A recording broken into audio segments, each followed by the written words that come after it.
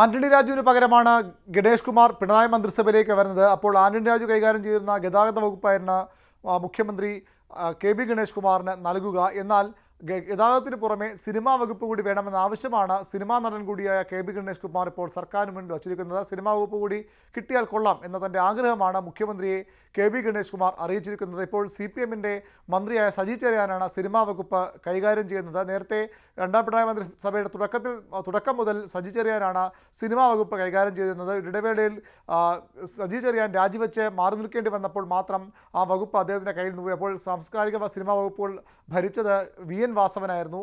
സജി ചെറിയാൻ തിരിച്ചു വരുമ്പോൾ ആ വകുപ്പുകൾ അദ്ദേഹത്തിന് തിരികെ ലഭിക്കുകയും ചെയ്തു. ആ വകുപ്പാണ് നേരത്തെ ഉമ്മൻചാണ്ടി മന്ത്രിസഭയിൽ സിനിമാ വകുപ്പ് കൈകാര്യം ചെയ്തിരുന്ന സിനിമാക്കാരൻ കൂടിയായ കെ ബി ഗണേഷ് കുമാർ ആവശ്യപ്പെടുന്നത്. CPM ഇത് വിട്ടുകൊടുക്കുമോ എന്ന കാര്യം വ്യക്തമല്ല. വലിയൊരു സമ്മർദ്ദമായി ഇത് ഗണേഷ് കുമാർ ആവശ്യപ്പെടാനും മാറ്റാനും ഉദ്ദേശിക്കുന്നില്ല.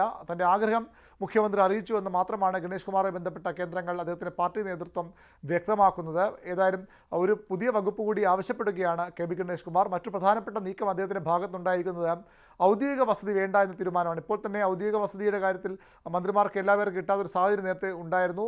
മൻമോഹൻ ബംഗ്ലാവിലാണ് നിലവിൽ ആന്റണി രാജു മന്ത്രിയായപ്പോൾ താമസിച്ചിരുന്നത്. സ്വാഭാവികമായും ഗണേഷ് കുമാറിനും ആ വസതി തന്നെ കിട്ടേണ്ടിയിരുന്നതാണ്.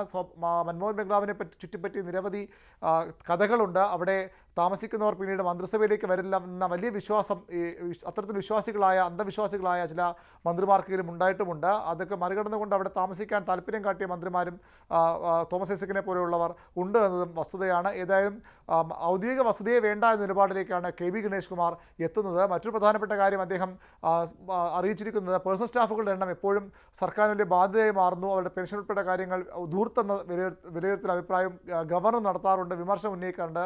അതുകൊണ്ടൊക്കെ ആയിരിക്കണം ഒരുപക്ഷെ ഗണേഷ് കുമാറും തനിക്ക് പേഴ്സണൽ സ്റ്റാഫുകളുടെ എണ്ണം കുറച്ച് പേഴ്സണൽ സ്റ്റാഫ് മതി, എത്ര എണ്ണം എന്ന കാര്യം അദ്ദേഹം മുഖ്യമന്ത്രി അറിയിച്ചിട്ടില്ല. പക്ഷേ എല്ലാ മന്ത്രിമാർക്കും ഉള്ളതിൻ്റെ അത്രയും പേഴ്സണൽ സ്റ്റാഫുകൾ എനിക്ക് വേണ്ട എന്ന ഒരു നിർദ്ദേശം കൂടി കെ ബി ഗണേഷ് കുമാർ മുന്നോട്ട് വെക്കുന്നു. അങ്ങനെ മന്ത്രിസഭയിൽ വരുന്നതിന് മുമ്പ് തന്നെ വ്യത്യസ്തമായ ചില നീക്കങ്ങൾ നടത്തുകയാണ് കെ ബി ഗണേഷ് കുമാർ. തൻ്റെ ഭരണരീതിയും വ്യത്യസ്തമായിരിക്കുമെന്ന സൂചന കൂടി നൽകുകയാണ് പിണറായി മന്ത്രിസഭയിലെ നിയുക്ത മന്ത്രിയായ കെ ബി ഗണേഷ് കുമാർ.